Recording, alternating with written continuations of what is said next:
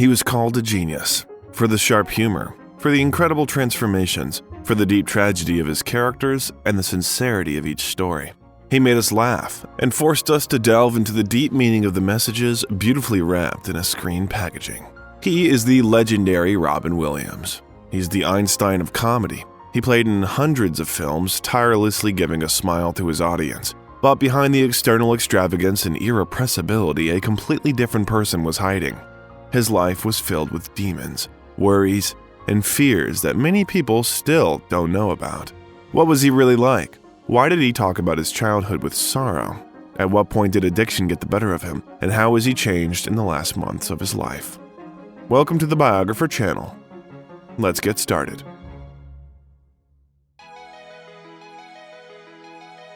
A boy who was named Robin McLaurin Williams was born at St. Luke's Hospital in Chicago, Illinois on July 21, 1951.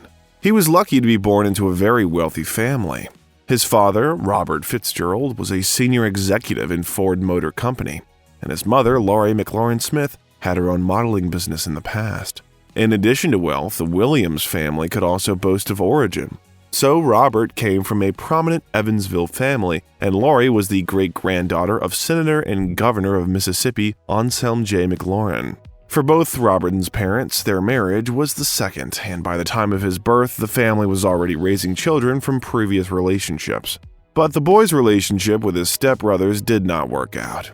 Todd and McLaurin often lived in another family, were noticeably older, and were not particularly interested in Robin.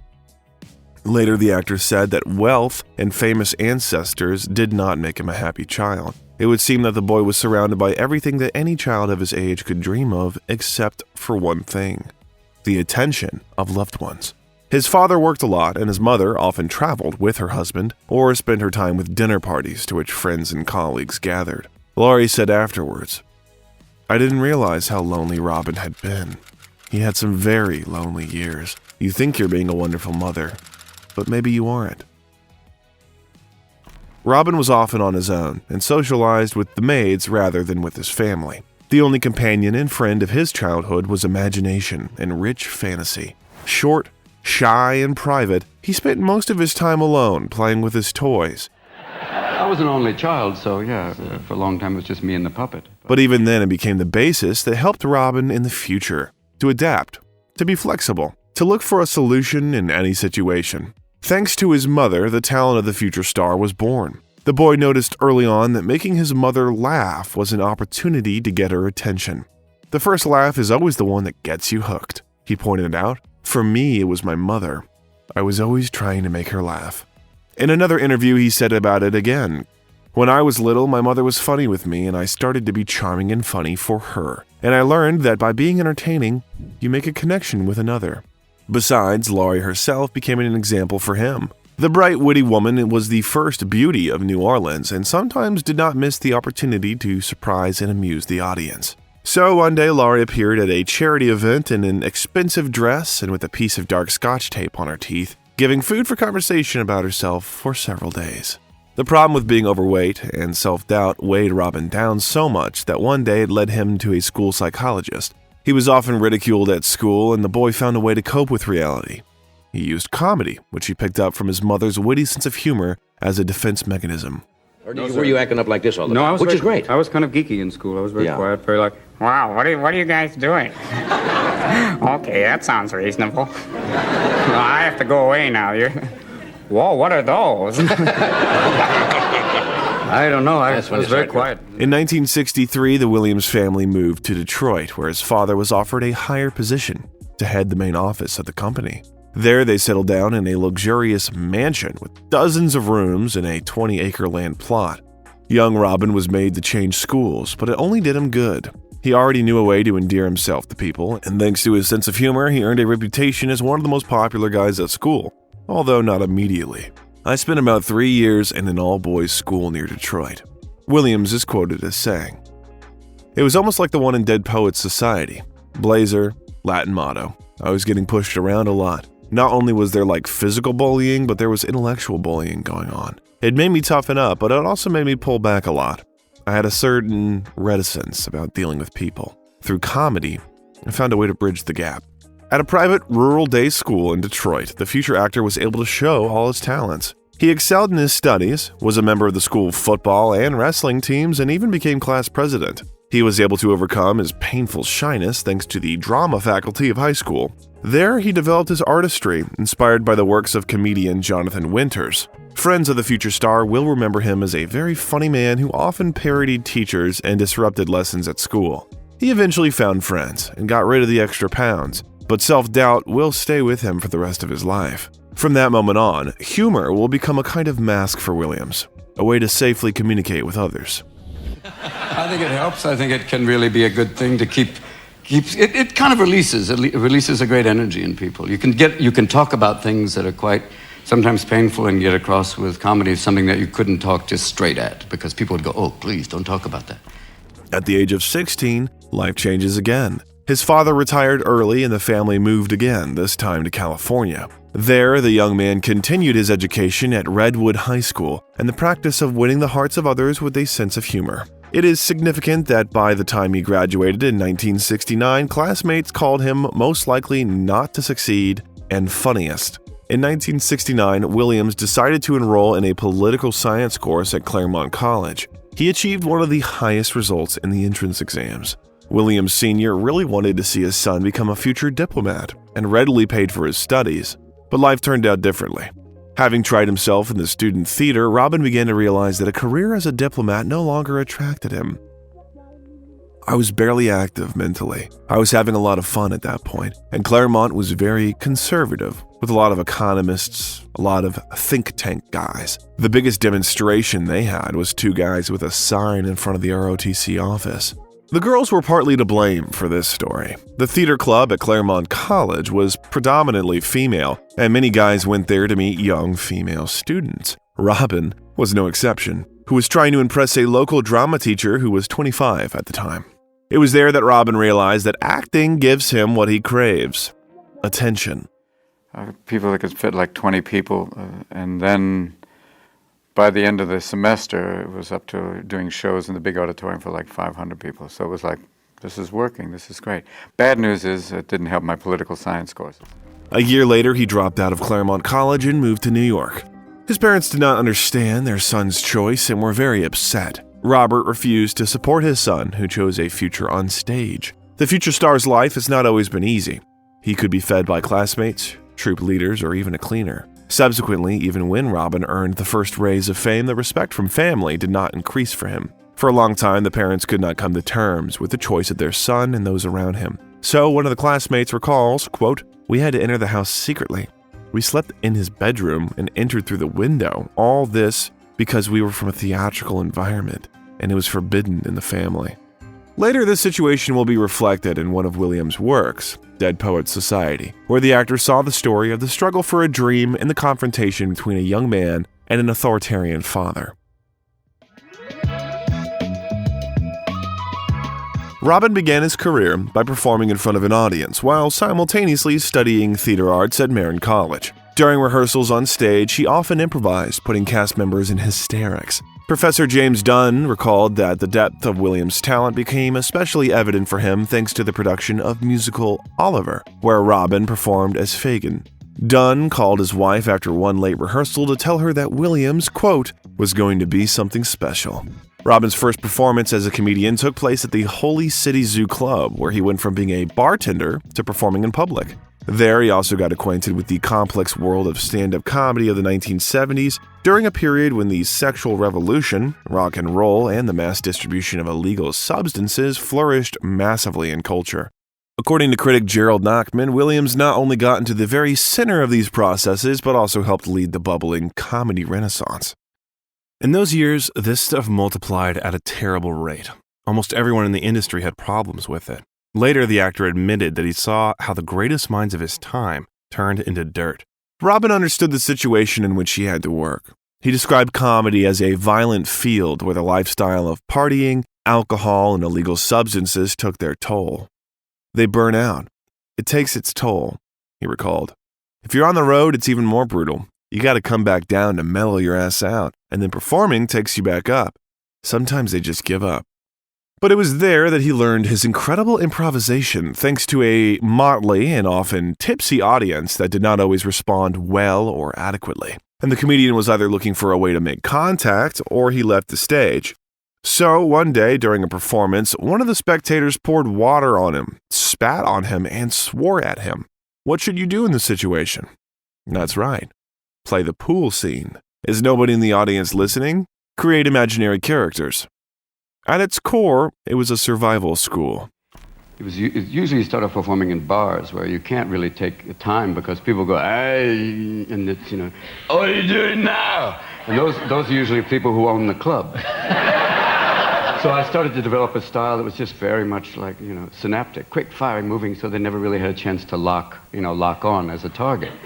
And then it started to develop as being this kind of idea of taking an idea and going with it and then breaking away. And that's been kind of the style. In 1973, Robin decided to continue his studies at the famous New York Juilliard School. There, he had the opportunity to deepen his knowledge of theatrical art. He was one of 20 students who were accepted for the first year and one of 2 students accepted by John Houseman for the advanced training program that year. Another was Christopher Reeve. Later, he'll describe the first impression of the future star as follows. He wore tie-dye shirts with tracksuit bottoms and talked a mile a minute. I'd never seen so much energy contained in one person. He was like an untied balloon that had been inflated and immediately released. I watched in awe as he virtually caromed off the walls of the rooms and hallways. To say that he was on would be a major understatement. According to Robin himself, if Christopher was chosen because he was stunningly handsome, then Williams was chosen as a character actor with unusual inclinations. Hairy, and funny. They would become good friends who would stay in touch until Reeves' death in 2004 after an accident. Robin's son Zach will remember that they were like brothers, and Williams paid many of Reeves' medical bills as well as providing financial support to his family.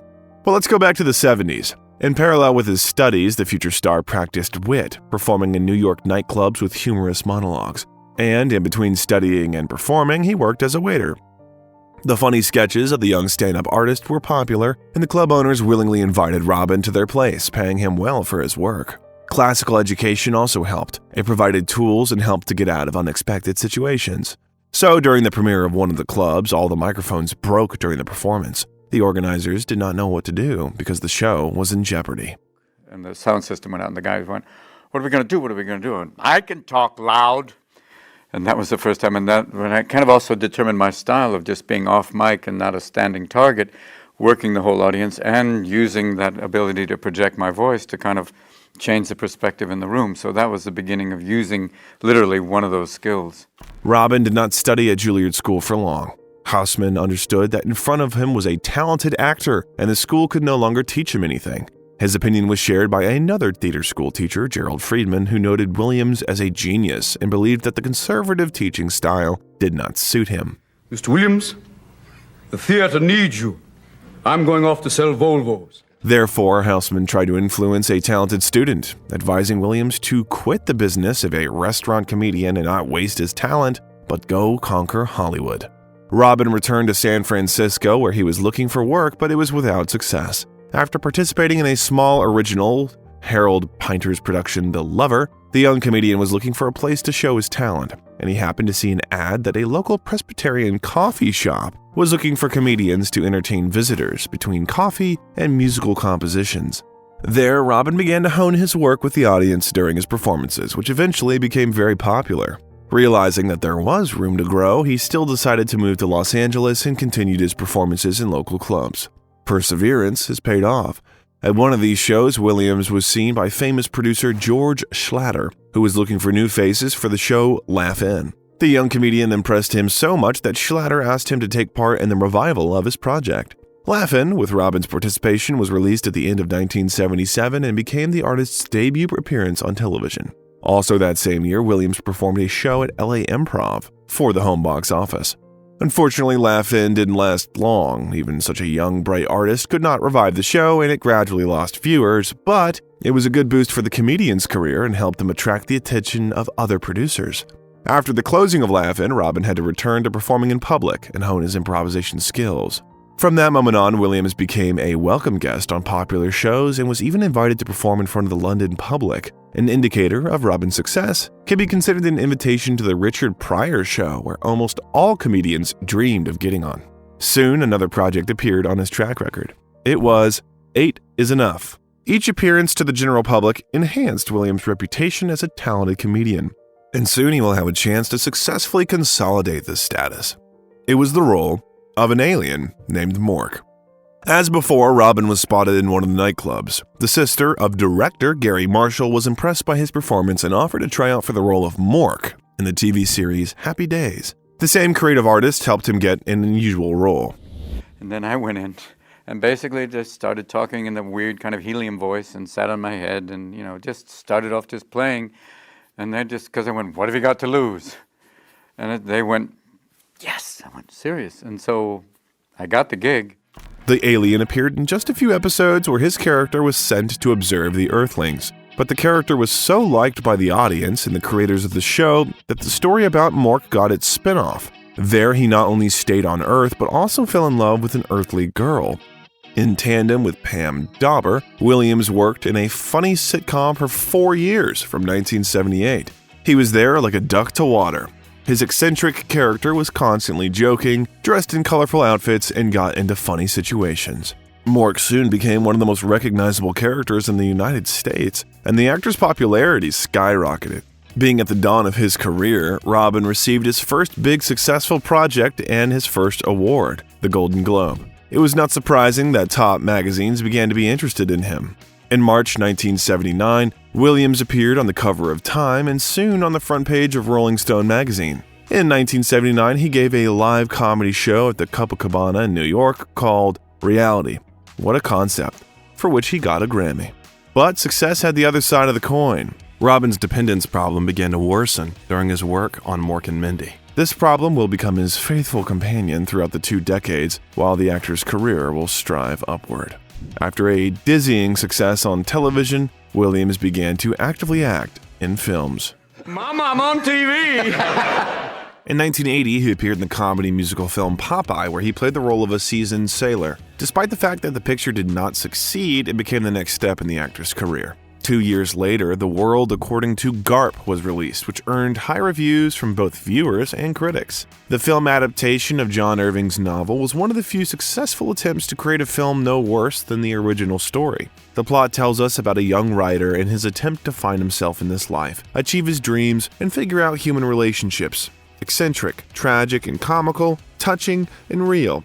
You will find such definitions for the picture on the web, and they'll be equally true for both the film itself and for Robin, who played the main character.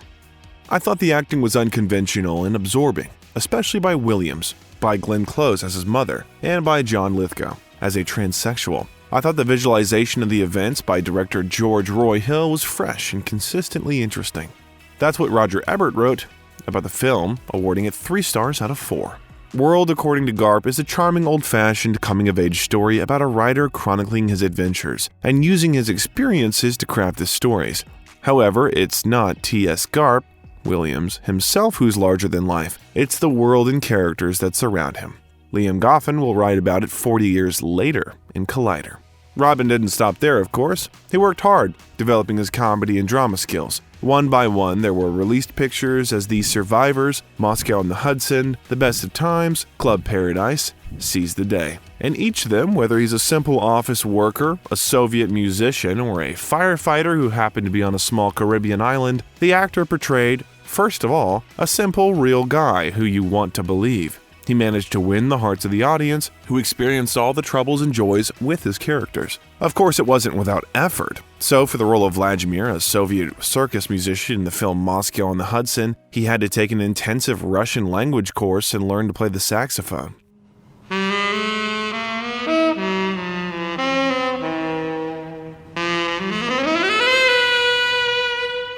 Despite the fact that initially the director of the picture, Paul Mazursky, was quite satisfied that Williams read a few Russian lines from a piece of paper and imitated playing a musical instrument, but the latter thought otherwise. Robin did not want to engage in mimicry.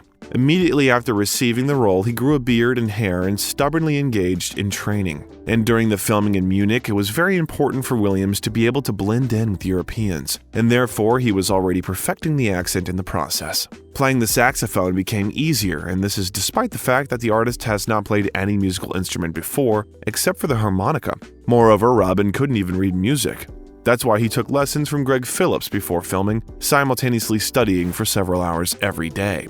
Even though I insisted that he learn to read music, his mind was so fast that we would, I thought, be reading a piece, and he would memorize it as quickly as we played through it. So then when I would say to Robin, "Why don't we go back to bar 15 or 16?" he would go, yeah, where's that?" Because he had it in his head, but he couldn't tell on the music where it was.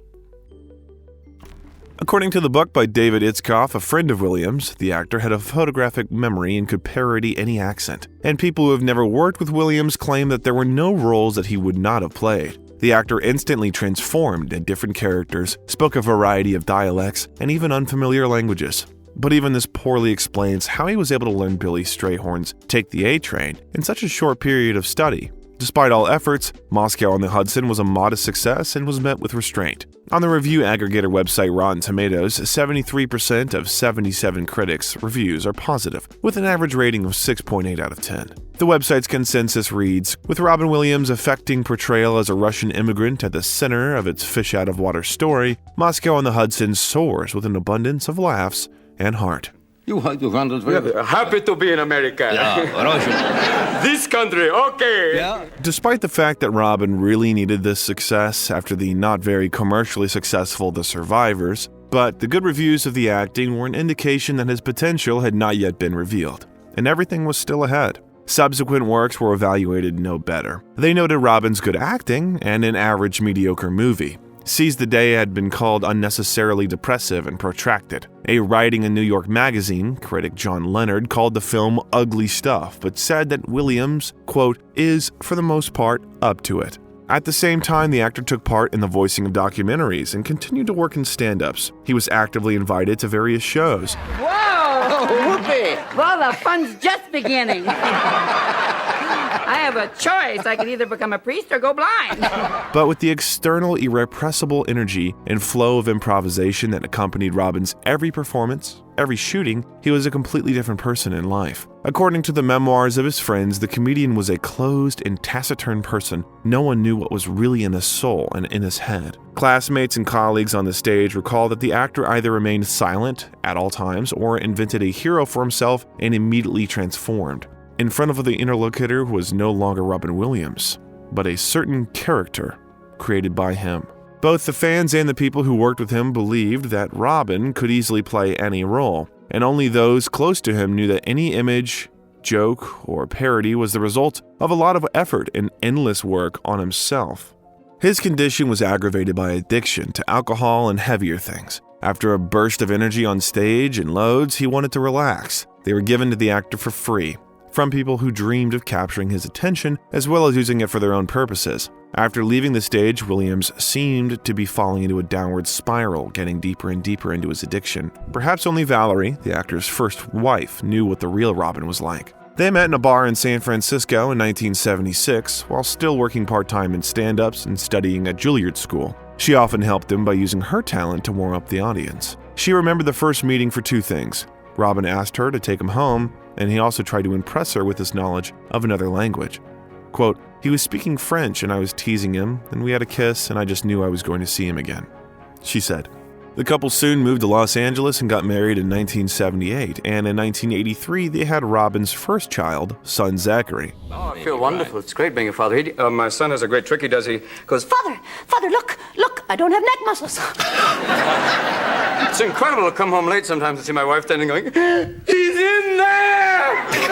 you feel like Max von Sydow going, "I will deal with the child." But the marriage didn't work out. The pernicious hobbies of the actor were the reason, as well as passion for the opposite sex. He was always looking for a connection or another character or an accent, she said of Williams. He was shameless. He would just do it. Family problems became public when one of Robin's mistresses sued him for $6.2 million for allegedly infecting her with herpes. In the 2018 HBO documentary Robin Williams, Come Inside My Mind, Velarde opened up about their relationship and admitted she forced herself to allow Williams' infidelity. "He loved women, absolutely loved women," she said. "I understood and I wanted him to have that, but I also wanted him to come home." As a result, the relationship ended 10 years after the wedding on the initiative of Valerie, who could no longer put up with the dark side of her husband's success. An accident interrupted the carousing period. His friend and colleague John Belushi tragically died of an overdose after spending several hours with Williams and Robert De Niro on the same day. This impressed Robin so much that he decided to radically change his life and fight for sobriety. "Here's a guy who's a beast, who could do anything, and he's gone," Williams later reflected. "That sobered the shit out of me." They say that a bicycle presented by a familiar owner of a bicycle store helped him in this. A new hobby brought the artist back to the bright side. For how long? No one knew, and he didn't know either.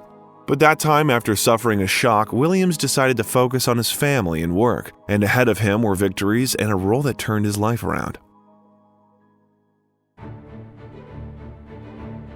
We probably would never have seen Jumanji or Mrs. Doubtfire if Robin hadn't walked into producer Larry Bresner's office one day. During this innocuous meeting, he accidentally saw the script that was being developed for the upcoming film that you and we know was called Good morning, Vietnam! Initially, the role of journalist Adrian Cronauer was not written for Williams, but he immediately showed great interest in it. As manager David Steinberg recalls, quote, "Robin said, 'Wow, Vietnam, disc jockey, that sounds really interesting. Can I do it?' Larry said, 'If you want to, that would be fantastic.'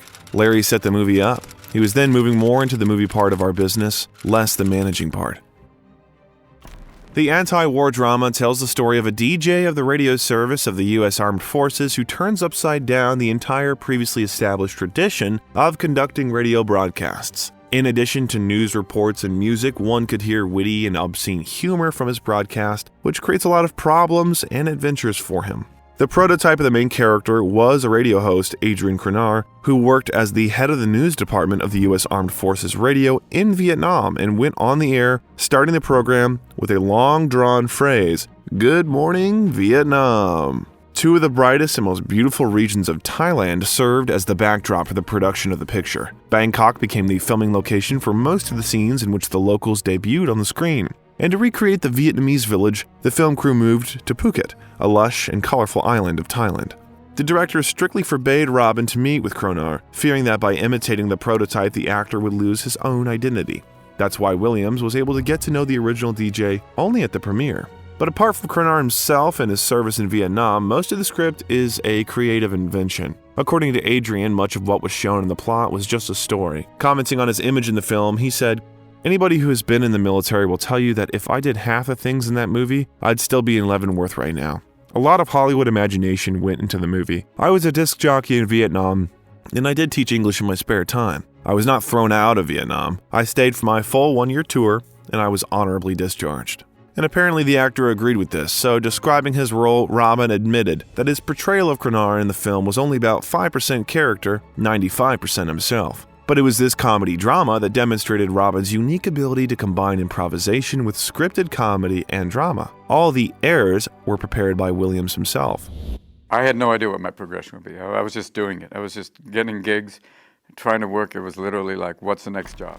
Under the guidance of Barry Levinson, the actor worked overtime to get used to and act out his image well. He thought through all the jokes of his character in advance. What seems to us to be a successful improvisation was actually the result of hours of work. Moreover, very limited time was allocated for work since the release of the film was planned for Christmas 1987. For the sake of his research, the actor went to Thailand to study the local mentality and history in more detail. Thanks to a consultant, he mastered the local soldiers' slang from the Vietnam War and local pop culture.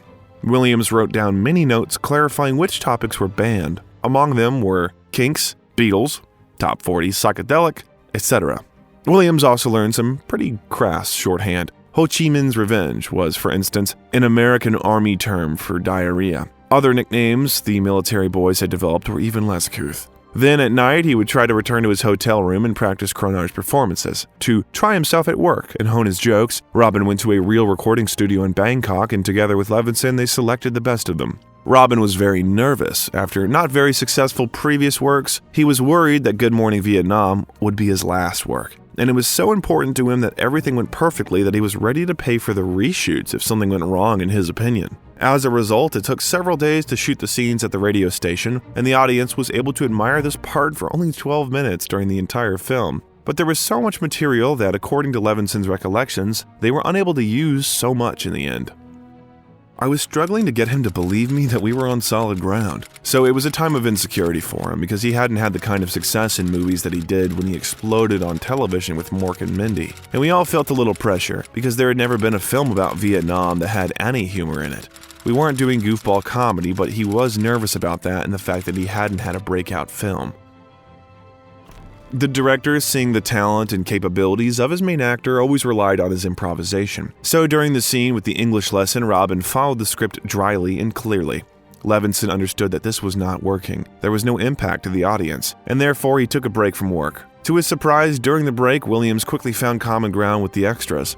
Sitting in a shady place, he talked to his film students and they laughed. So during the break, Levinson came up to Robin and said, "Look, what you were just doing was so much more alive than what we were doing. So here's what I'm going to do. I'm going to give hand signals to the camera guys and you just start talking. Wander around, pick up the main points of the scene, but let's not be bound by the script." The key to Robin's image was his personality. The artist was very good at getting along with people. That's why they agreed when the director gave the signal. Williams was just talking to someone from the class. As a result, scenes were built from these conversations. Good Morning Vietnam earned $123 million, huge popularity, and brought Robin his first Oscar nomination.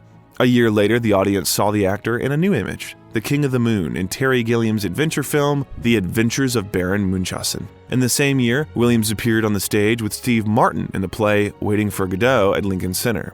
Terry was delighted to work with Robin and spoke warmly of him many years later. "I loved Robin. He was just extraordinary. When we did The Adventures of Baron Munchausen, even though the budget has got out of control, Robin said yes and was an utter joy. Almost everything he says is him ad-libbing. We did have a script, but he would go off track, and it was hilarious." Williams was able to cement his status as a serious actor in 1989, in Peter Weir's film, which became iconic. You've probably already guessed it.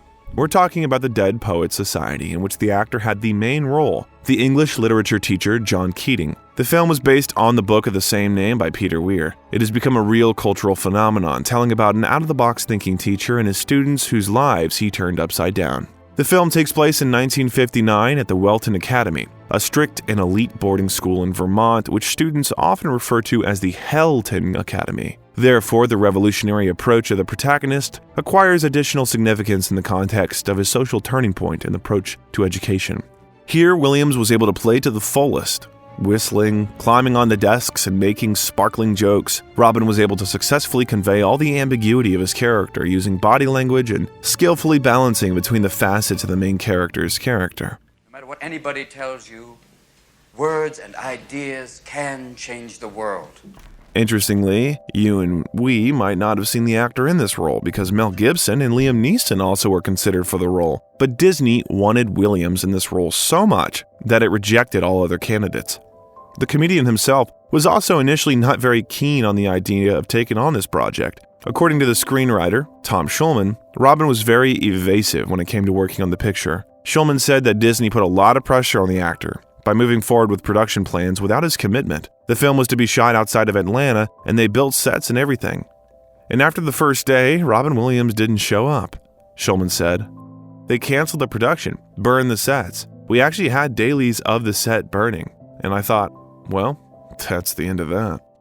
The reason for this unusual behavior was not obvious to Robin. The actor was not eager to work with the then director Jeff Canoe, whom he disliked. Most likely it was mutual, because Canoe himself promoted Neeson to the lead role. It was only after Canoe left the director's post and Weir was hired instead that Robin returned to the project. This fact is an indicator of how much significance the actor had at that time in the world of the film industry. And the producer's bet was justified. The actor improvised as usual, improving about 15% of his dialogues.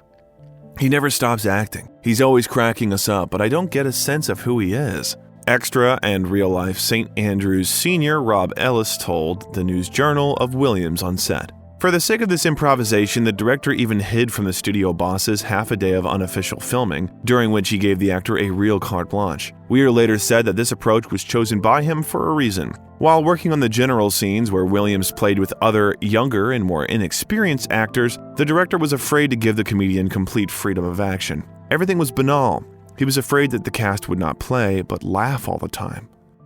I planned a half-day, unscheduled shoot where I let Robin do his thing. We completely concealed this from Disney's front office. We set up 3 cameras in the corners of the room, and I told the boys, Robin's coming after lunch to do a scene that isn't in the script. Just remember, he's still your teacher, Mr. Keating, and you'll wreck the scene if you laugh like you're watching a stand-up comic. So act amused, but don't overdo it, Weir said. As a result, it was these scenes where Williams portrayed John Wayne and Marlon Brando that were included in the final version of the film. Romans, countrymen, let me rest. You can also imagine maybe John Wayne as Macbeth going, well, is this a dagger I see before me? Robin did not change who he was outside of filming, walking around Delaware and willingly communicating with the locals. That's why everybody now feels a connection to him, Mayor Ken Bronner told Delaware Online after the actor's death. We have a great legacy with him with Dead Poets. That'll never go away. He also tried to build friendly relations with colleagues on the set. Josh Charles, who played one of the main character's students, warmly recalled the joint period of work on Dead Poets Society.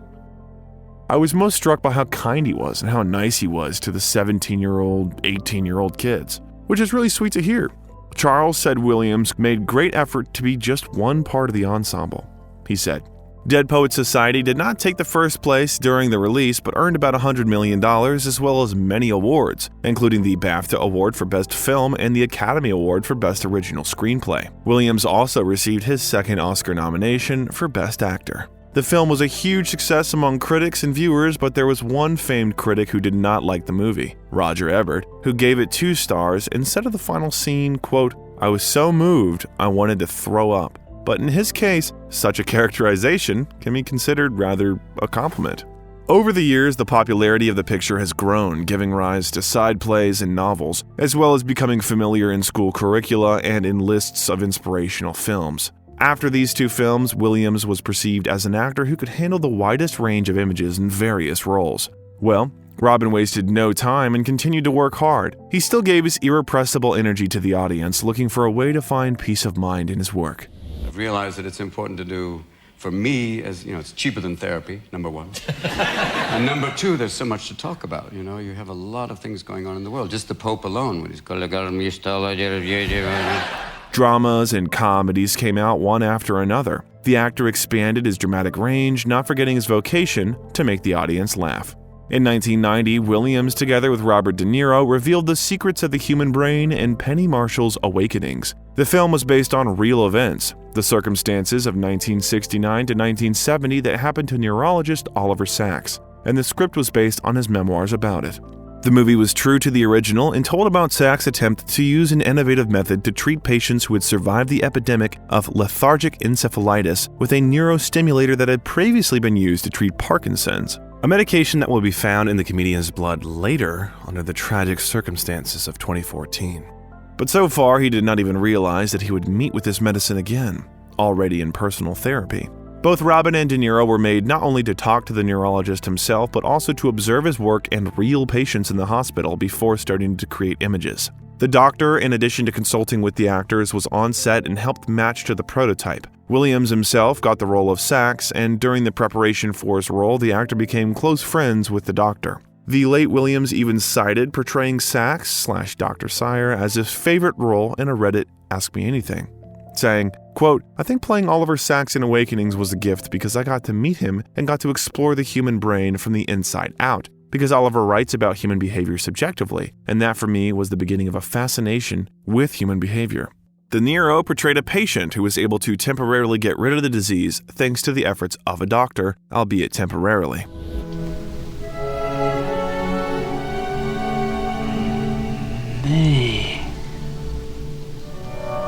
Despite attempts to fully match the original, Robin's character's name was changed. He became Malcolm Sire.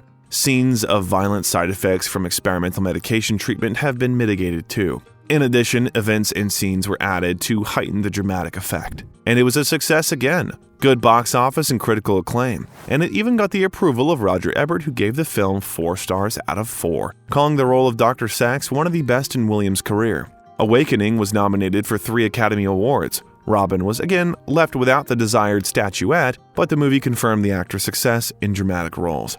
In the same year, the actor gave reason not only to sympathize, but also to laugh. Roger Donaldson's Cadillac Man was released on the scenes, where Robin played the role of a car salesman whose life was not going well at all, until the jealous husband of one of his colleagues broke into his office, and all this turned into an extraordinary situation that led to a rethinking of his hero's life. Here, the artist was an unsuccessful womanizer, a funny man, a huckster, a deep psychologist, a desperate father, and just a good man who was ready to sacrifice himself for others. The plan for you, the plan that's going to get you out of here, huh? And not just you and me, because we're in this together, you know what I'm saying? The film did not become brilliant. It received mixed reviews from critics and collected only $27 million with a budget of $15 million. Roger Ebert had mixed feelings about the film, giving it a 2 out of 4 stars, stating, quote, "My problems with Cadillac Man were probably inspired more by false expectations than by anything on the screen, and maybe if Robbins had come crashing in through the window in the first scene, I would have liked it more." 1991 was a particularly fruitful year in the actor's career. He managed to prove himself in as many as 5 projects, including the tragicomedy The Fisher King, the family comedy Hook, as well as the voice acting of the cartoon A Wish for Wings That Work. The role of a homeless man with a clouded mind has become one of the most unusual in Robin's career, and one of the most tragic. As the story progresses, we learn that his character is named Perry, but in fact he is Henry Sagan, a teacher at Hunter College, broken after the death of his wife. The indirect culprit of this tragedy is the other main character of the picture, Jack, a radio host portrayed by Jeff Bridges. Under the able guidance of Terry Gilliam, Robin was able to reveal the full tragedy of the devastated human soul, subtly and skillfully moving from one personality of his hero to another. In an interview with The Hollywood Reporter in August 2014, Gilliam said of Williams' performance that, quote, "It is the whole breadth of Robin, which no other part I think out there does. It's all there." You start seeing floating little fat people tell you that you're on a mission from God. They'll slap you some heavy Thorazine. I said, give me a sign.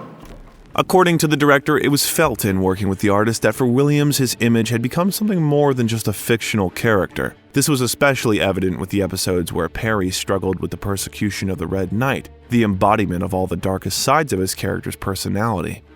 I didn't have to push him because he believed that was true. He knew the darker side and what it means to have demons. Gilliam said, adding that Williams helped to turn the scenes from cutesy on the page to something much darker.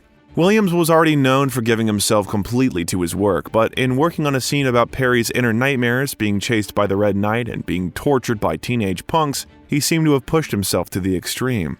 The director recalled that the actor was so deeply involved in his role, so deeply worried about what happened to his character that he went to the extreme. The entire film crew was afraid to approach him. Robin was on the verge of adequacy. He constantly asked to reshoot these scenes, constantly asking for a new take. This scene wasn't a challenge to shoot as far as effects are concerned, but it was very hard from an acting point of view because Robin was tearing his guts out emotionally, and I had to really stop him. I had to say, "Robin, you've reached a point here way beyond what we expected. We've got what we needed. Now you're just hurting yourself." The last shot of this scene, where Perry runs in a hysterical state, was filmed several times, and Williams, anyway, was angry that he was not given enough time to correctly portray his character's experiences. Robin was an incredibly strong guy. When he'd worked himself into this state of madness for the part, nobody could approach him. The first assistant, the stunt guy, nobody wanted to get near him. They were terrified, Gilliam recalled. So I had to go up there and tell him, "Robin, what we have here is very good, and if we look at the rushes, and it isn't, I promise you I will reshoot it." It is not surprising that the film received wide recognition among critics and viewers, as well as a number of Oscar nominations. It included a nomination for Best Actor for Robin Williams, as well as 2 Golden Globe Awards, one of which was also received by the artist. The Fisher King is still considered one of Robin's best roles and an underrated work by Terry Gilliam. Less tragic but no less touching was the role of the grown-up Peter Pan in Steven Spielberg's family comedy. A classic children's story featuring a stellar cast, including Dustin Hoffman and Maggie Smith, has been shown in a new perspective. What happens if the boy from everyone's favorite stories still grows up, finds a job, and starts a family? What the hell's the matter with you? When are you going to stop acting like a child? I am a child. Grow up.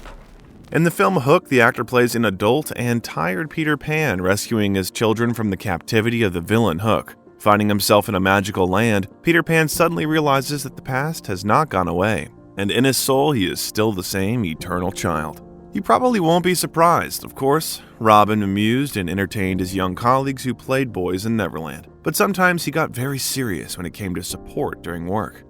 So actor Roshan Hammond, who played Thudbutt, said that while working on the film, several children began to bully him, and Robin noticed this, stood up for the boys, saying, quote, "What are you doing? We're on a set. This is a major film. Why would you act like this?" It was really surprising because we always saw Robin Williams always joking, always laughing, always doing the craziest things, and when he would do that, all the kids would stop because they were so shocked that the 10-year-old child in him would stop for a minute or two. Hammond recalled. But for many children of the late 80s and early 90s, one of the most beloved characters was Genie in the animated series Aladdin. The project probably would not have had such success if it had not had such a variety of voice acting which appeared through Williams' efforts. When the actor was offered the role, he showed no desire to take part in the Disney project, but he agreed anyway, deciding that he wanted to become part of this animation tradition and do something for his children. Initially, it was planned that the role of Genie would be smaller, but everything has changed since the moment Robin crossed the threshold of the recording studio. As a result, the artist created more than 30 hours of dialogues, both scripted and improvised. The artist's monologues are full of jokes, puns, and parodies, and Robin made his character deep and charismatic, giving him not only his voice, but also his facial expressions. As with any job, Williams devoted himself to it completely. He often had to be stopped. Ron Clements, co-director of Aladdin, shared memories with Variety. Each take, Robin would add and embellish, so by the 25th take, the scene had expanded from 3 minutes to about 20 minutes long. Robin kept coming up with more and more ideas, and he was consistently hilarious. At one point, we had to remove the Genie's lead animator, Eric Goldberg, from the recording stage because his uncontrollable laughter was messing up takes. Clements admitted that there was a lot of material left at the end of the work, but they could not fit everything into the final result. After all, the artist could have several humorous answers to each variant of the dialogue. For example, there was a scene where Genie turned into a bee and flew over Aladdin, who was worried about talking to Princess Jasmine. "How do I look?" Wanger asked in behind-the-scenes footage, and Williams wastes no time in replying, "Like a vampire on a day pass." Wanger was unable to keep a straight face, and from that scene and beyond, Williams never ran out of quips and responses. Aladdin raised $504 million and became a real success. In addition to rave reviews, the cartoon has got numerous nominations and wins, including 4 Oscar nominations, a win in Annie in the Best Animated Feature Film category, 4 Golden Globe nominations, and 7 Grammy nominations. The Genie is the perfect match of character and actor, with the character's presence in the film arguably the closest that has ever caught the genius brilliance of Williams on screen in all its glory. Lloyd Farley wrote about it in the Collider Review. The success was overshadowed by the conflict between the artist and the Disney studio. What happened between them? Robin, signing the contract, agreed to participate in a lower salary amount, only $75,000 instead of $8 million, only on the condition that his name and character would not be involved in advertising. But the agreement was violated.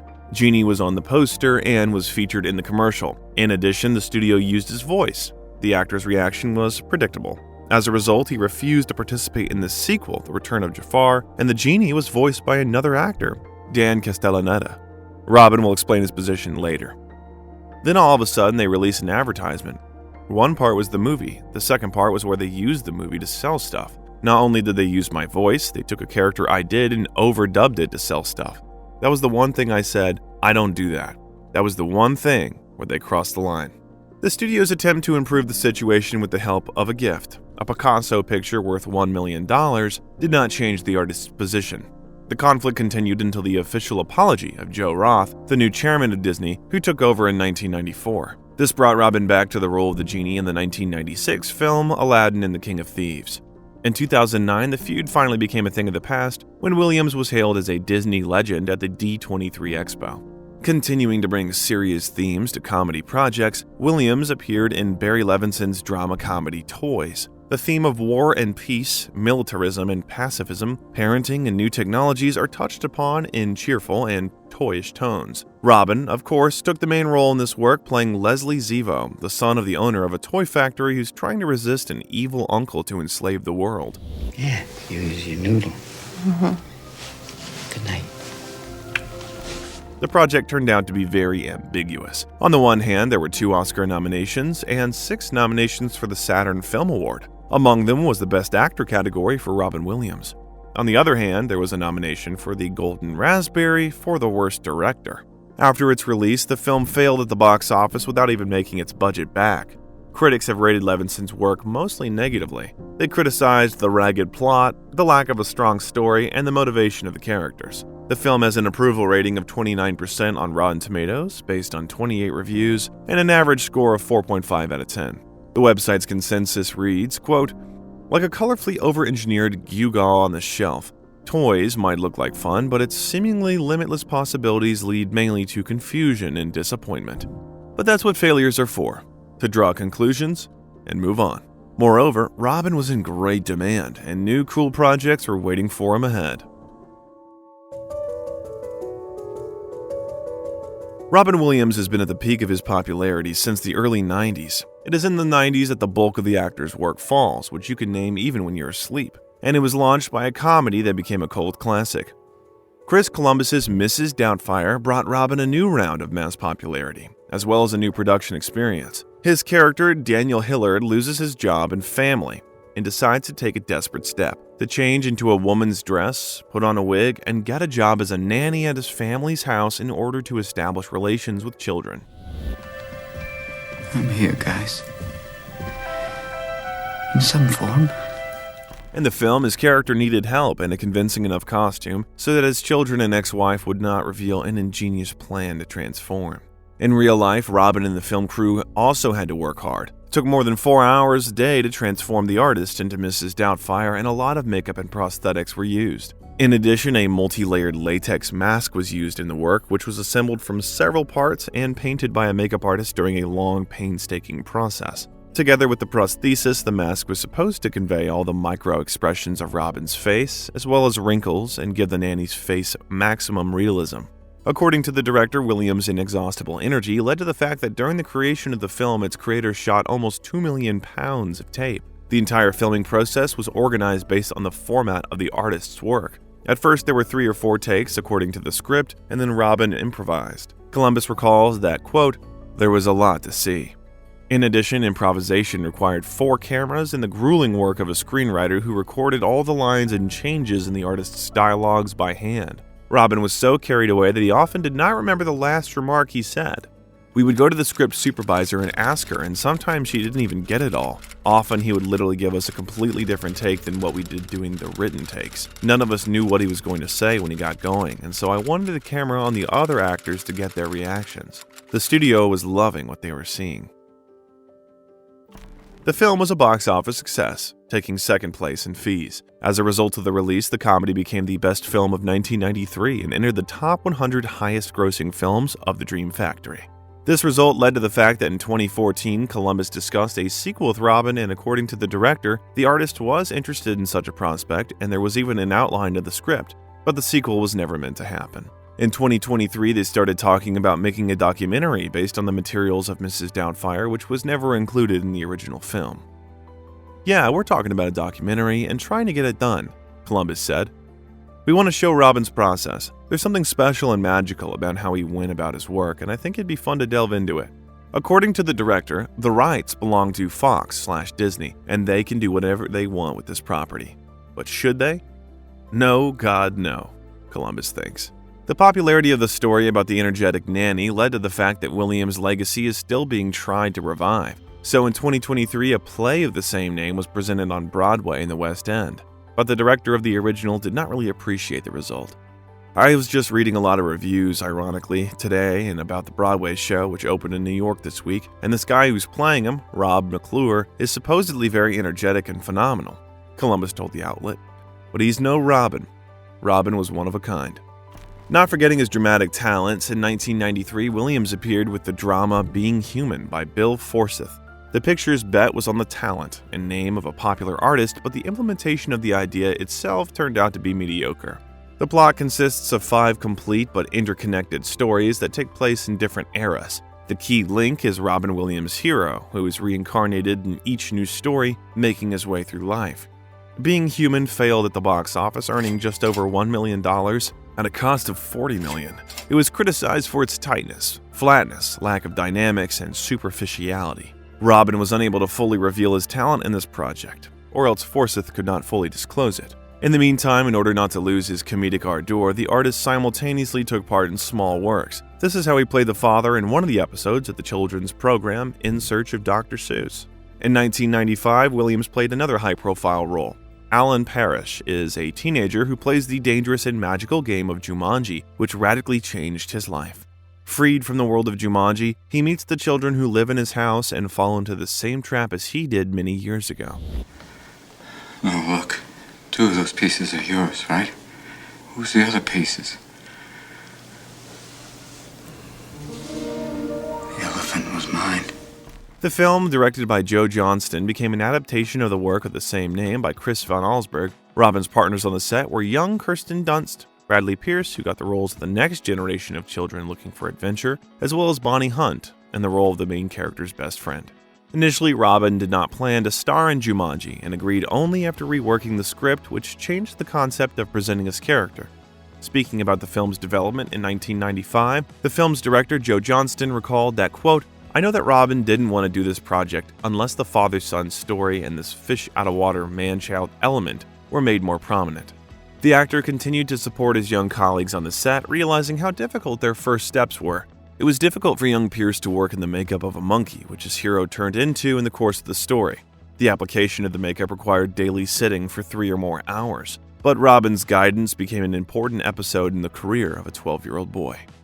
One day early in the shoot, Robin sat in one of the makeup chairs next to me to keep me company and give me tips on how to get through the application process, because he had done it on Mrs. Doubtfire. He was incredibly kind and generous with his time, energy, and wisdom. The epic story grossed $262 million, more than paid off the production budget. Not disdaining minor roles, Robin starred in parallel in such films as To Wong Foo, Thanks for Everything, Julie Newmar, 9 Months, and The Secret Agent. Mike Nichols' comedy The Birdcage became a way to break boundaries and talk to the audience about a topic that was still acute in world society at the time of the 90s. The theme of homosexuality and the attempt of the 2 main homosexual characters, played by Robin Williams and Nathan Lane, to meet the standards became illustrative for the mores of those times. In the context of 90s Hollywood, The Birdcage has become a radical phenomenon, very important in supporting LGBT people. It seems to be a joke, but what if the main characters have to pretend to be a classic American family, all in order for their son to be accepted by the parents of the beloved girl, who are conservative people and hardly appreciated the way of life of the Goldman family? Don't use that tone to me. What tone? That sarcastic, contemptuous tone that means you know everything because you're a man and I know nothing because I'm a woman. You're not a woman. Oh, you bastard. What prompted the actor to star in such an unusual project? It was the acting fun, the message of the movie, and a great script with a wonderful group of people. It's like some of Parfait. It's got everything, he admitted, and Diane Wiest's laugh is like a drug for me. He didn't really care how society reacted to the result of his work. Moreover, criticism from conservative politicians by the actor was seen as additional advertising. Initially, Robin was offered the role of Albert Goldman, but despite the fact that he was used to wearing a wig and a dress, the actor refused. I wanted to play Armand because it gave me an opportunity to portray a very dry type of comedy versus being outrageous, Williams said. It was very interesting because it's restrained and reactive, finding different layers of behavior. Armand Goldman in his performance became no less elegant and bright a figure, and together with Lane they had a great time on set. It was laugh at first sight. We started riffing the moment we met. Williams recalled their first meeting.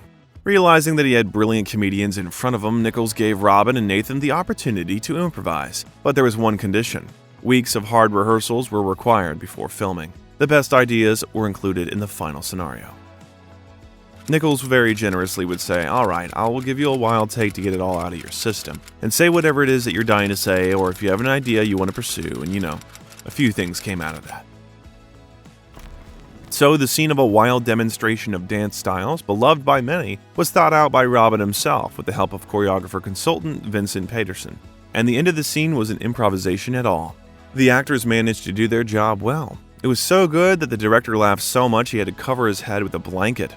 A good joke quickly turned into a good friendship, which was maintained after filming. So, during the Oprah show in 1996, in the context of the comedy press tour, Robin supported Lane, who was not ready to discuss his sexuality in public. I don't think Oprah was trying to out me, but I said to Robin beforehand, I'm not prepared. I'm so scared of going out there and talking to Oprah, I'm not prepared to discuss that I'm gay on national television. I'm not ready. He said, oh, it's all right. Don't worry about it. We don't have to talk about it. We won't talk about it. According to Lane, at the moment when Oprah began to ask leading questions, Williams quickly and decisively seized the initiative of the conversation, leading him in the other direction. Robin was just the greatest person, such a beautiful, sensitive soul, and so kind and generous to me. The film about family values in the context of homosexual relationships was a huge success, despite the fact that, according to Lane, not all the gay community positively perceived the result of their work. Basically, The Birdcage was very warmly received by both viewers and critics, grossing $185 million at the box office. On the review aggregation website Rotten Tomatoes, the film holds an 84% approval score based on reviews from 62 critics, with an average rating of 7 out of 10. The site's critical consensus reads, quote, Mike Nichols wrangles agreeably amusing performances from Robin Williams and Nathan Lane in this fun, if not quite essential, remake of the French-Italian comedy La Cage aux Folles. Despite the popularity of the projects, Williams never managed to get the coveted Oscar for the main role. But the next job will bring him a statuette for a supporting role. This role will be the image of mathematics professor Dr. Sean Maguire, who takes under his care a brilliant young man who constantly gets into trouble. The young man, played by Matt Damon, is named Will, so you've probably already figured out which movie we're talking about. Yeah, maybe that means you. In what way? Maybe you're in the middle of a storm, a big fucking storm. Yeah.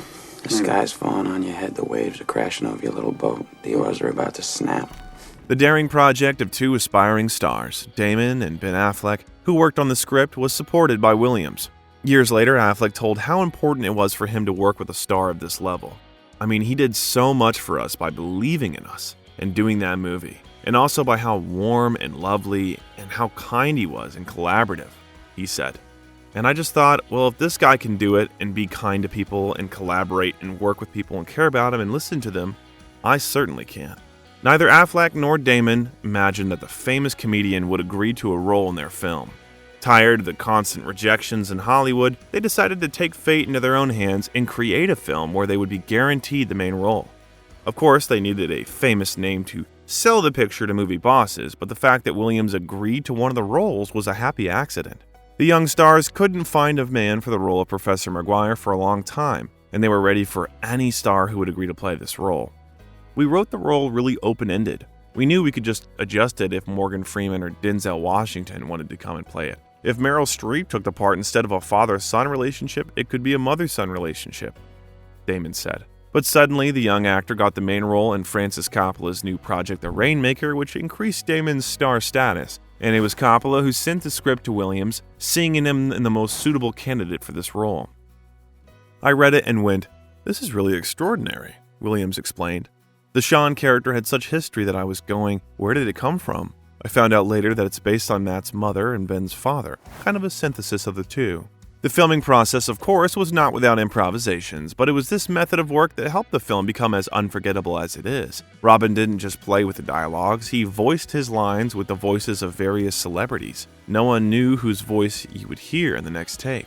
Robin's co-star, actor Stellan Skarsgård, recalled, "He was constantly improvising. Then we had to do it again, and he was James Cagney. I think it was 5 or 6 takes with a different person every time." He continued, and then, gradually, he did something more and more like the character. Despite the fact that the role was dramatic, Robin understood what the audience expected from him, and the mischievous nature prevailed. So in one of the scenes where the professor tells the ward one of the most touching memories about his late wife, it was also not without tricks. Instead of following the script, Williams began to bring a touch of fun to the mournful speech. My wife used to fart when she was nervous. She had all sorts of wonderful little idiosyncrasies. You know, she used to fart in her sleep. I'm sorry I shared that with you. One night it was so loud it woke the dog up.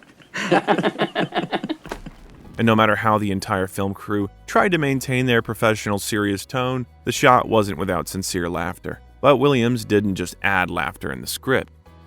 Thanks to him, the final was created, which was called Perfect years later. And what was scripted was that he just takes a moment and realizes, I'm gone. But in true Robin fashion, we did like 60 takes. We just left the camera rolling and he did something different every single time. I remember when he said, he stole my line. I grabbed Gus's shoulders and I felt him tense up. We were like, holy cow, what a line. How did we not think of that? The film was a more modest success than Mrs. Doubtfire, but it collected $225 million and received a lot of positive reviews, as well as many nominations and wins. Among them were the Oscar for Best Original Screenplay and the Golden Globe for Best Feature Film Screenplay. And of course, Robin was not ignored this time. He received universal recognition and a golden statuette in the Best Supporting Actor category. Was the famous comedian ready for this? This might be the one time I'm speechless. He could be. He proved to himself that his choice was the right one.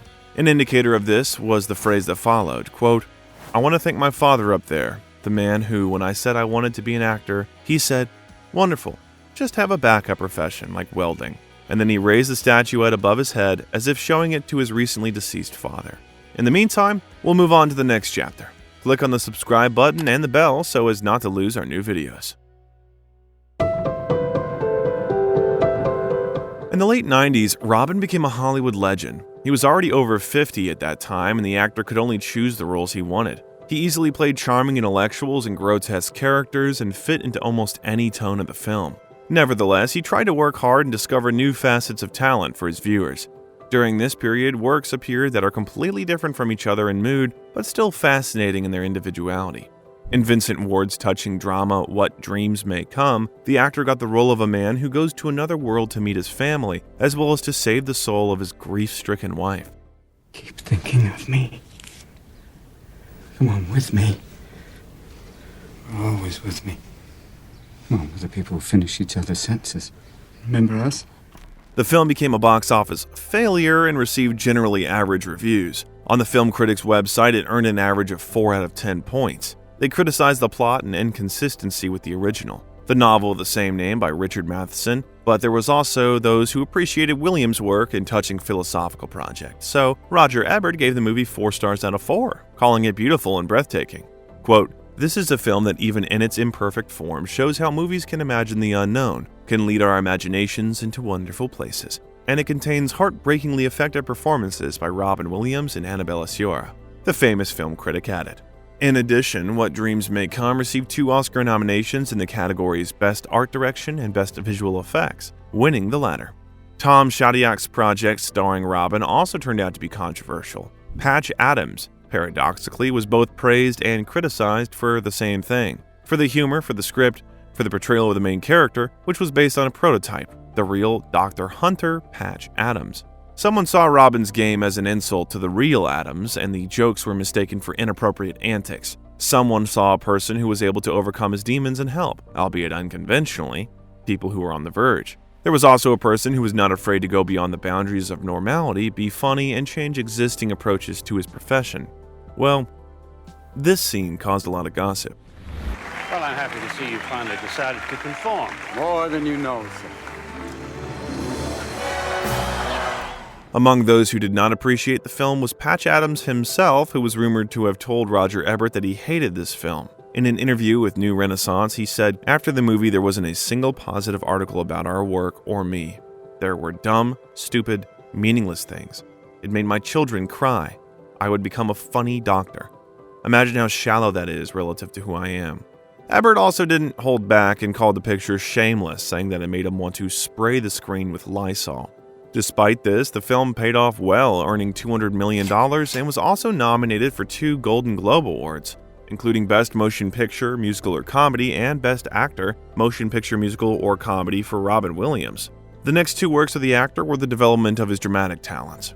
They touched upon questions of ethics, morality, the causes and goals of human existence. They did not succeed after the release due to the untimely release. They were crushed by brighter and louder films, seasoned with the entourage of modern technology. These works became a jewel in the actor's career. This period will be marked by a sentimental work. Jacob the Liar, tells the story of hope in the context of survival in the Nazi-occupied Warsaw Ghetto. Robin plays the role of a pancake seller, Jacob Heim, who inadvertently took on a huge burden to become the hope for many of his compatriots. Having once lied, he now has to lie constantly to keep the light on inside his friends and family. While working on the film adaptation of the German novel of the same name by Ulrich Becker, Hungarian director Peter Kasevitz took on the task of creating a military drama but from the inside. His characters fight not with weapons, but with willpower. And who would be better suited for one of the main roles, if not Robin? His jokes and skits have become an appropriate way to diversify a heavy and intense plot. The film Bicentennial Man, in which the actor plays a humanized robot, became no less life-affirming. It was a robot looking for himself and his place in this world. The film is based on the novel The Positronic Man by Isaac Asimov and Robert Silverberg, and the novel The Bicentennial Man by Asimov. It perfectly conveys the ideas put in by the famous science fiction writer. Chris Columbus, known to many for family comedies, took over the film adaptation. That's the kind of warm, sincere entourage movie that turned out to be in the end. Why did the film fail at the box office, grossing $87 million with a budget of $100 million? Fans of the movie suggest that the fantastic poem, which raises complex moral issues, simply came out at the wrong time. It was not ambitious and spectacular enough. It's not technological enough for a movie about a robot. It was too idealistic and fabulous for the viewer. The studio's interference in the marketing of the film also influenced it. The sci-fi drama was presented and marketed as another eccentric comedy full of slapstick and jokes led by Williams, and the viewer did not get what he came for at all. Truly, if you're willing to take the chance, and if you feel like it's right, and sometimes it is, and other times it isn't, and you'll know pretty quickly. And it's a question if you have the courage to keep going with it, or actually, or the intelligence to let it go, to go, it's not working. No. Since the beginning of the new millennium, Robin's work has also been interspersed with dramas and comedies. The actor did not disdain episodic roles either. So in 2000, he played a small role in the TV movie Model Behavior, and a year later, the holographic Einstein spoke in his voice in Steven Spielberg's fantasy drama, AI, Artificial Intelligence. But there was an increasing emphasis on serious, dramatic, even tragic roles on complex, ambiguous topics. There was less sad smile and nostalgic philosophy in them, and the themes of human loneliness, violence, and guilt were raised more. During this period, there were 3 roles that could be safely called villainous in Robin's filmography. And the first of them was the role of Seymour Parrish in Mark Romanek's thriller 1 Hour Photo. What happens if an insanely lonely, unhappy person becomes obsessed with someone else's happiness? Let's add here the elements of stalking, the personal drama of the main character, and a tense, vicious plot. Williams immediately accepted the lead role as soon as he saw the script. The reason for all this is the desire to move away from the image of a comedian with sad eyes and prove himself as a deep character actor. I've got to do this movie because it combines both the visuals and this great script. I went, this is really interesting work. In order to portray such a complex character, he and Romanek had to find their own way, far from the standard method. They eventually found a perfect way to release his energy. I'd go blow it up, then come back and be very free and be very kind of calm, Williams said. And they did it. The director shared in an interview what it was like to work with the famous comedian. I think there's a lot of tension that's created because we know Robin Williams from, talk shows and the comedies and the stand-up. So we know that he's got this volcanic amount of energy. So when he's playing this very repressed, restrained character, we know he's repressing a volcano. And that creates a lot of tension. With another actor, we may suspect he's, repressing a hiccup. 1 Hour Photo was positively reviewed by critics, especially for Robin's atypical performance, and also brought Williams the Saturn Award in the Best Actor category. Roger Ebert gave the picture 3.5 stars out of 4, writing that Williams' character was, quote, another of his open-faced, smiling madmen like the killer in Insomnia. He does this so well you don't have the slightest difficulty accepting him in the role. The continuation of the Gothic period in the actor's career was the black comedy Death to Smoochie by Danny DeVito, where he shared the main role with Edward Norton. The film tells about another real underside of show business, which does not bypass even the children's niche. DeVito skillfully reveals to the viewer all the dirt and cynicism of the sphere, which eventually remain just a business aimed at money laundering. Presented as a light comedy, the film has a second bottom shady business, vice, hypocrisy, corruption, It's not surprising that Williams did not avoid such a controversial and provocative project. His character, Randolph Rainbow Smiley, is a real negative character, and if in 1 Hour Photo you want to feel sorry for his character, Seymour in the end, we see dualism and contradiction in him. In the satire of DeVito, Robin is a caustic, cynical, hating bastard who hides a lot of internal complexes. You are my slave, and this is my kingdom! Robin conveys a whole range of emotions, gradually revealing his character, immersing himself in it. His looks, his voice, his facial expressions, and his dance of joy in the park. Each of his scenes is a small masterpiece. How much expression, anger, negative charm. One of the commentators appreciated his performance, and it's hard to disagree with this, but not everyone appreciated the result of the work. Critics met the film with extremely mixed reviews, and the film became a box office bomb at the box office, completely failing. Peter Travers of Rolling Stone wrote, quote, "This black comic assault on family entertainment is going to set a lot of teeth on edge. If only his, DeVito's, material were better at this time." David Starrett of the Christian Science Monitor called the film a razor-sharp satire and the most refreshingly outrageous movie of the season. For this role, Williams was even nominated for his first Golden Raspberry as the worst supporting actor. The third villainous film of the year was the dramatic thriller Insomnia by Christopher Nolan. The main roles were divided between Williams, Al Pacino, and Hilary Swank, where Robin got the role of the unsuccessful writer and cold-blooded killer, Walter Finch.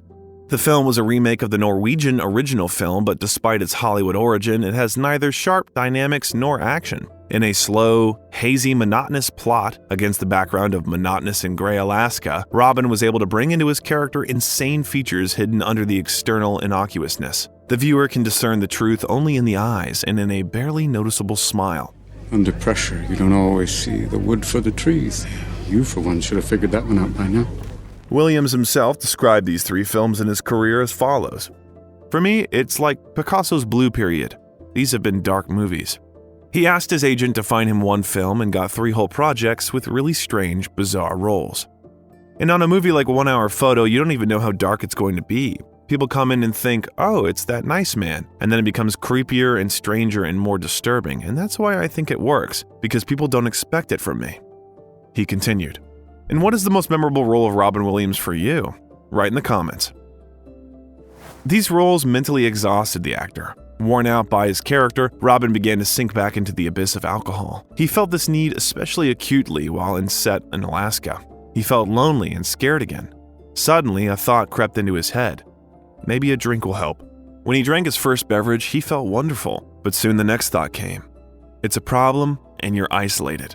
There was the dullness, the external hopelessness, the psychological pressure of the film. He also had the pain of a departed close friend, Christopher Reeve, who died in 2004. Some suggested that this was what knocked the actor down. No, it's more selfish than that. It's just literally being afraid, and you think, oh, this will ease the fear, and it doesn't. What was he afraid of? Everything. It's just a general, all-around, it's fearfulness and anxiety. Williams explained. It took only a week for him to realize how stuck he was in alcohol. For that first week, you lie to yourself and tell yourself you can stop, and then your body kicks back and says, no, stop later. And then it took about 3 years, and finally you do stop. This naturally led to problems. At some point, he realized that he had reached the edge. One of the situations that prompted him to start solving something was the scandal at the Sharon Stone of Charity event, which took place in Cannes. Williams drank heavily and became a topic of discussion for the paparazzi. The intervention of the family helped, which pushed the actor to receive treatment at a rehabilitation center in Oregon. Gradually, Robin Williams' mask began to fall there. Yeah, you start off initially riffing and kind of being real funny, but the weird thing is, how can you do a comic turn without betraying the precepts of group therapy? Eventually, you shed it, he recalled. The actor's secretary, Mara Boxbaum, said that, quote, he decided to take active measures to fight against this for his own well-being and the well-being of his family. Williams later said that for 2 years he thought he could handle this problem on his own, but he couldn't. It's very hard to admit that you need help, but when you do it, it gets easier. He recalled afterwards. From then on, Robin would constantly attend meetings of Alcoholics Anonymous, which helped him hold on. Despite all the worries, he still performed on the show and still joked. His halls were eagerly filled with those who wanted to listen to the witticisms of their favorite comedian. Yes, Dad's eye. Old men with a colostomy bag and a pitchfork. When he wasn't on stage, Robin seemed like a completely different person. Journalists who interviewed him often write about humility, mournfulness, and zen demeanor. Paradoxically, here he is on the Jonathan Ross Show, hyperactive to the point of insanity, speaking in all shades of voices and depicting scenes of internal dialogues. But when the cameras and spotlights are not directed at him, he seems to be a completely different person. And when he's not putting on voices, he speaks in a low, tremulous baritone, as if on the verge of tears. That would work very well if he were delivering a funeral eulogy. He seems gentle and kind, even tender, but the overwhelming impression is one of sadness. The Guardian journalist described the dialogue with Robin. So what was he really like? 2 years later, the actor returned to the big screens again, continuing his dramatic path and shocking critics with his work. He felt the need to play these gloomy characters as if revealing a new side of himself, sinking deeper and deeper. "It's the only way to go," he said once, adding that finding such characters remained a constant problem for him. "It's hard to do and also hard to go to those places, but now I know I can do that just by having the patience. There was a point where you have to keep making those big moves. I went, I've done that, and some have worked, and a lot haven't." The independent film The Final Cut became the debut work for director Omar Naim, and for the actor it was a way to prove himself in a non-standard picture about a possible future where every person has a chip implanted in his brain, recording his whole life. Here, Robin played the role of Alan Hackman, an editor whose task was to glue the final version of human life at the request of the relatives of the deceased. To glue, cutting all sins and unwanted frames of the deceased life for the sake of a beautiful and bright final picture. After so many years of observing someone's sorrows and joys, vices and crimes, Alan becomes cynical, impartial, insensitive. He spent all his years observing other people's lives, and his work absorbed him so much that he forgot about his own. Williams skillfully conveys this pain and the inner conflict of his character. Go. That's me, man. That's me.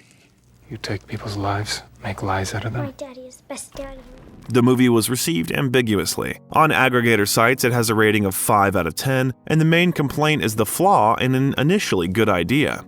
Observing Williams' work, Roger Ebert wrote, "There is another Robin Williams, a lonely recluse hiding inside the extrovert. Williams is able to channel this furtive, secretive persona for roles that are far removed from Mork, Mrs. Doubtfire, and Aladdin's genie. Williams brings this oddball outsider to a kind of perfection in Omar Naim's The Final Cut, a moody science fiction drama."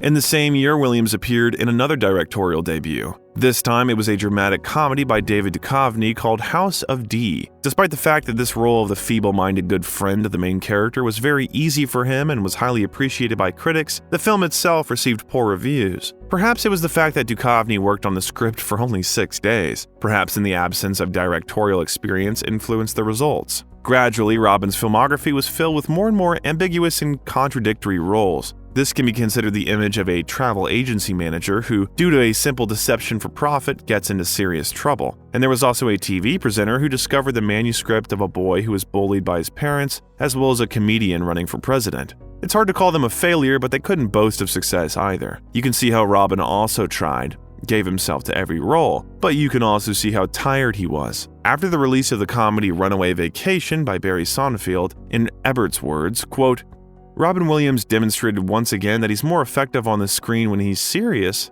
than when he's trying to be funny." The most high-profile work of this period was another role of the president, this time Theodore Roosevelt in the comedy Night at the Museum. The project, led by Sean Levy, was based on the children's book of the same name by Croatian illustrator Milan Trenk. Theodore Roosevelt, 26th President of these United States of America, at your service. Okay. The film was a huge success at the box office, becoming the highest-grossing film in the first weekend and grossing $574 million. It received a lot of nominations, including Saturn Awards, MTV Movie Award, and National Movie Award. However, not all critics shared the massive delight of the picture. But the reviews did not prevent the comedy from getting 2 sequels, Night at the Museum, Battle of the Smithsonian, and Night at the Museum, Secret of the Tomb. And it was while working on the third film that the actor's health problems began to fully manifest themselves. But we will return to this a little later. And now, Williams was all about work. In addition to filming, he appeared in the reality show Extreme Makeover Home Edition and also unexpectedly became a target for laughter at the Kids' Choice Awards. In addition, together with 99 other famous personalities, he appeared in a miniature of the documentary The Aristocrats, which was dedicated to the American comedian Johnny Carson. Robin's attempts to return to the comedy niche were not a dizzying success. Ken Kwapis' License to Wed and Walt Becker's Old Dogs were criticized by critics, although in fairness it must be said that they earned quite well at the box office. Perhaps it's all about the big names on the posters and the hope of Williams fans that their favorite actor is about to surprise them again with an incredible transformation and hilarious jokes. But the picture turned out to be mediocre. Fortunately, unlike John Travolta, Robin avoided the Golden Raspberry Award. The film The World's Greatest Dad, directed by Bobcat Goldthwait, received much more favor in 2009. Initially, it was assumed that Robin would get a cameo role in it, but after seeing the script, the actor offered himself as the main character. The story raises questions of parent-child relations, in which the actor, writer, a loser, and high school teacher, nostalgic about an unfulfilled dream. His life changes dramatically after the death of his rebellious teenage son, whose demise he uses for his own purposes. Why don't we do something together tomorrow? Why? Does he feel bad? Yeah. No, I mean, it'd be just fun to do something together, you know? Okay. Yeah. Robin accepted the offer of the role as a favor to the director. Quote, "Initially I read it as a favor. I said, listen, maybe if I do a cameo, it'll help you get it made," he recalled in an interview. It was one of the few films in recent years that he took up not to pay bills, but to help a friend. Director Bobcat Goldthwait and Williams have known each other since their stand-up days in the 70s and 80s, but Goldthwait has never had such massive success. Therefore, Williams' help in working on a friend's project was of great importance for the realization of the picture. In addition, for the actor himself, it was a chance to do something new, extraordinary, and he grabbed onto it. Robin was also interested in the role itself. Unlike that character, Lance is not inspirational. He's a marginal teacher, a marginal father, and maybe, with the girlfriend, a marginal lover. It's the idea that everything in his life he's getting by. Is he a good writer? I mean, obviously, but he's just had, one would say, bad luck on that level. For this picture, the actor swept away from the standard habit of improvisation. He decided to trust the script and the director's vision. Besides, it wasn't necessary. This story of redemption was too close for Robin. I also have someone I trust to go, you don't need to add a lot, and it's the way you feel. Like, it's when you get afraid. You go, I gotta push this. So once you have that faith, you go, cool, let's see what we can find. And you find it within, like a much more kind of relaxed environment. I mean, you don't find yourself going, I'm acting now. It's much quieter, and then you find that kind of weirdly intimate stuff. Critics appreciated the actor's efforts. Some consider the picture a reflection of the genius of Williams, who, according to Ebert, is, quote, sometimes better in drama than in comedy. And Decca Aikenhead from The Guardian said that the film was brilliant. Having starred in a lot of unspeakably sentimental dross in recent years, here he is at last in something clever and thoughtful, a dark, slightly weird comedy that touches on all sorts of interesting themes.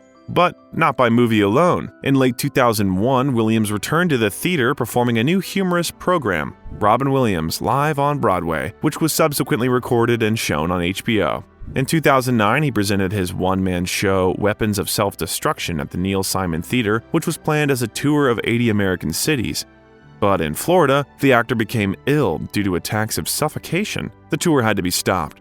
And Robin's health condition made him go to the hospital, which ended with an operation to replace the aortic heart valve at the Cleveland Clinic. This experience became very traumatic for the actor, forcing him to reconsider his attitude to life and death. The surgery gives you a definite perspective on life. All of a sudden you hit there that you're mortal. But does it make you appreciate things, little things like breath as well as friendships and work? And the idea of, do you want to put a lot of energy into something where this is going to make a lot of cash? The tour eventually ended on December 3rd in New York, and on December 8th it was shown on the HBO channel. After that, he continued acting, took part in many comedy programs, and annually held the Comic Contrast campaign to help the homeless, to whom he transferred $80 million over 25 years. Robin also acted as a public figure supporting women's rights, the introduction of benefits for veterans, and better social support for poor fellow citizens. In addition, Williams supported St. Jude Children's Research Hospital for several years. After the 2010 Canterbury earthquake, Robin donated all proceeds from his play, Weapons of Self-Destruction, to the restoration of Christ Church in New Zealand. But in all the turmoil of work, another important part of Robin's life was at the edge of the abyss. The marriage with his second wife, Marcia Garces, has come to an end. They met when the actor was married to Valerie, and Marcia was the nanny of his son Zach from his first wife. Shortly after the dissolution of his marriage with Valerie, the couple quickly got married. It was rumored that their relationship began during the actor's first marriage, but Marcia herself denied this. The wedding took place on April 30th, 1989, and at the time, the woman was 6 months pregnant. And already in 1991, the couple had a second child who was named Cody Allen Williams. But despite her husband's success and having children who needed attention, Marcia took an active part in her husband's world. She worked with Robin as a personal assistant on some of his films, including Good Morning, Vietnam, and Dead Poets Society. Then she became a producer of the films Mrs. Doubtfire, Patch Adams, and Jacob the Liar. Marcia and Robin eventually formed a production company together called Blue Wolf Productions. The marriage lasted 19 years, and in 2008, Marcia filed for divorce, arguing her decision was insoluble contradictions. We may never know what happened in their family. It's assumed that they both failed to cope with the period when Robin was struggling with addiction. Oh God, you find yourself getting emotional. It breaks through your barrier, you've literally cracked the armor, and you've got no choice. It literally breaks you open, and you feel really mortal. Does the intimation of mortality live with him still? Totally. Is it a blessing?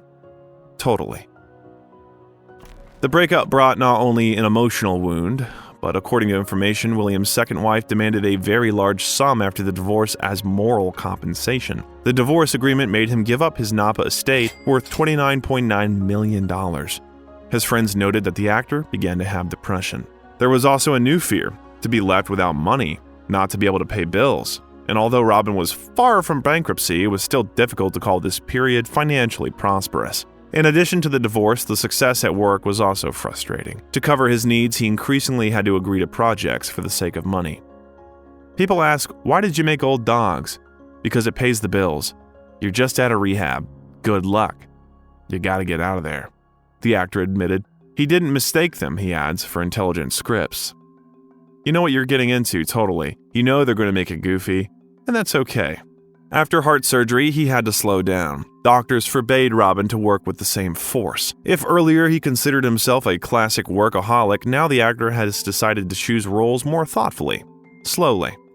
In 1 2-year period, I made 8 movies. At one point, the joke was that there's a movie out without you in it. You have this idea that you'd better keep working, otherwise people will forget, and that was dangerous. And then you realize, no, actually, if you take a break, people might be more interested in you. Now, after the heart surgery, I'll take it slow, Williams admitted.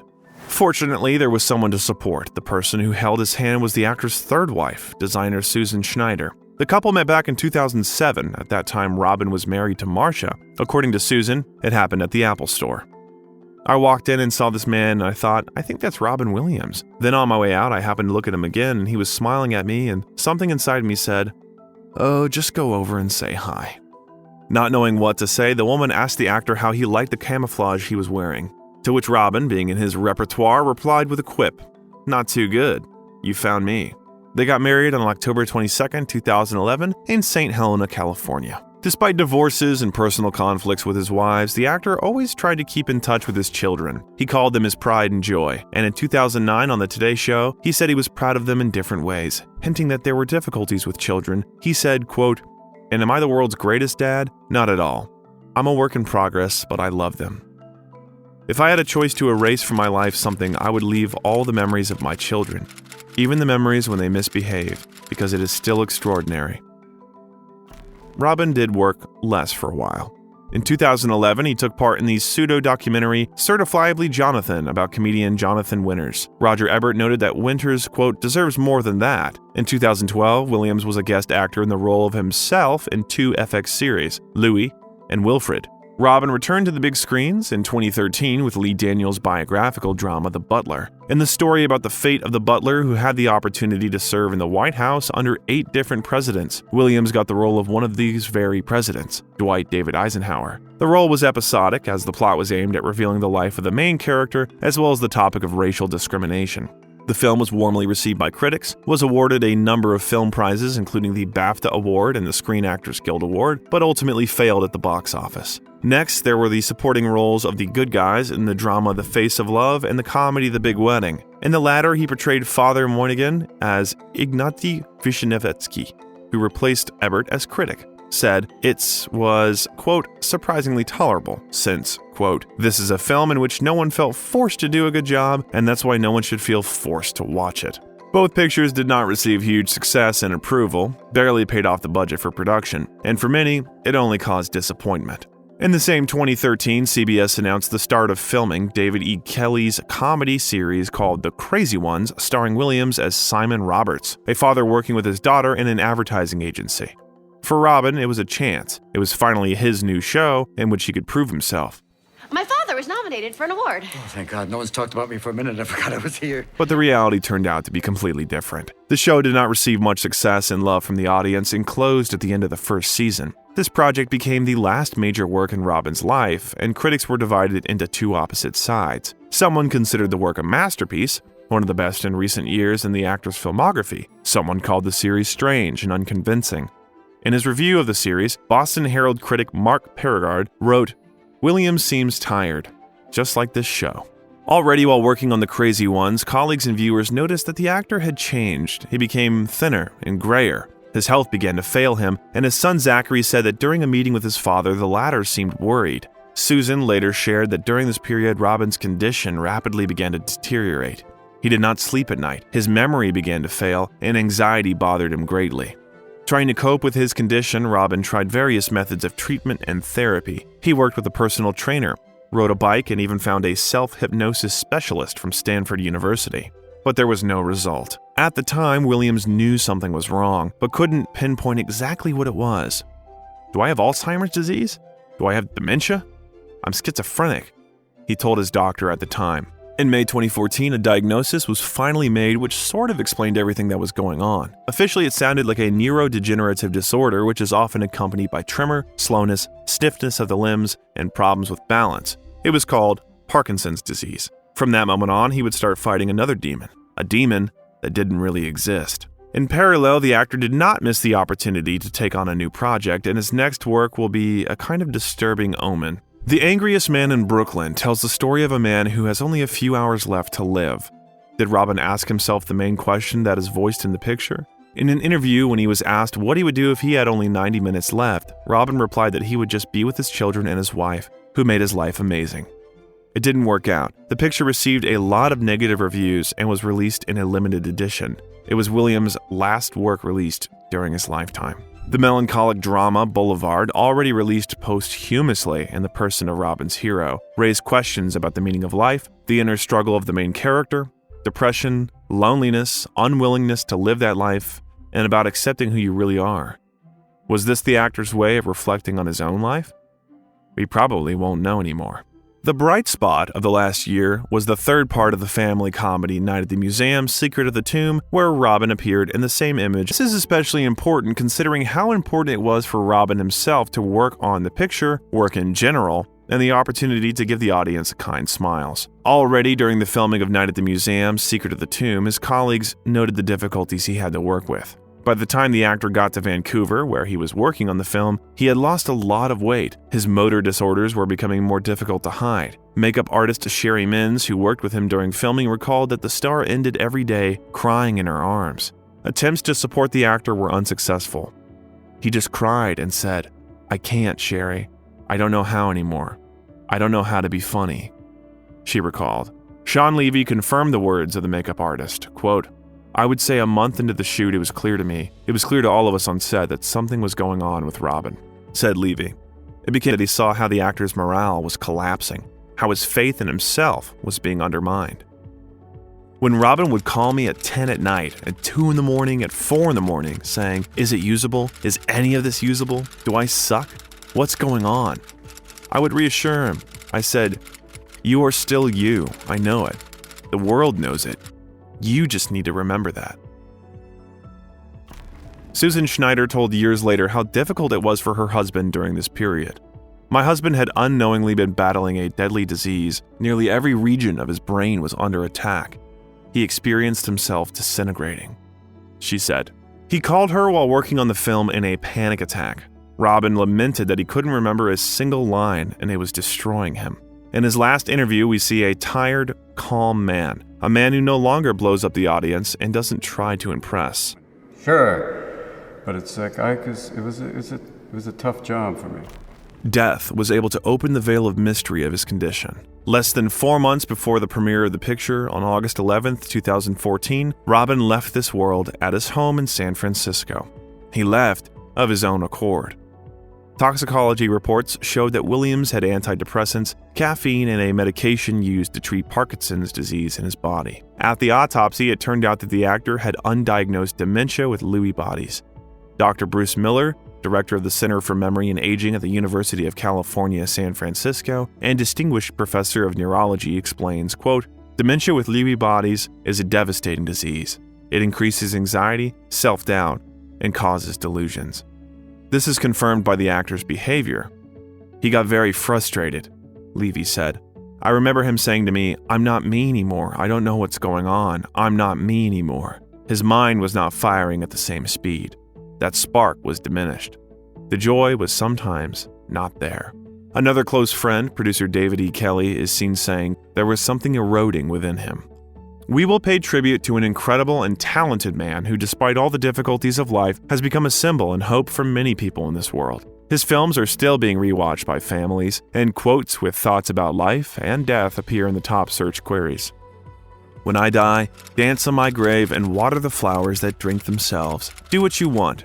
Just don't clone me, because my clone will never be the same as me." Could prolonged depression have influenced Robin's decision? Is there any reason to believe that the actor could have returned to old habits which pushed him to such a tragic ending?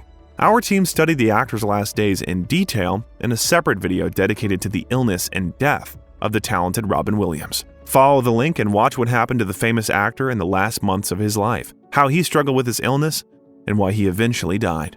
And that's it. The Biographer team was with you. Bye-bye.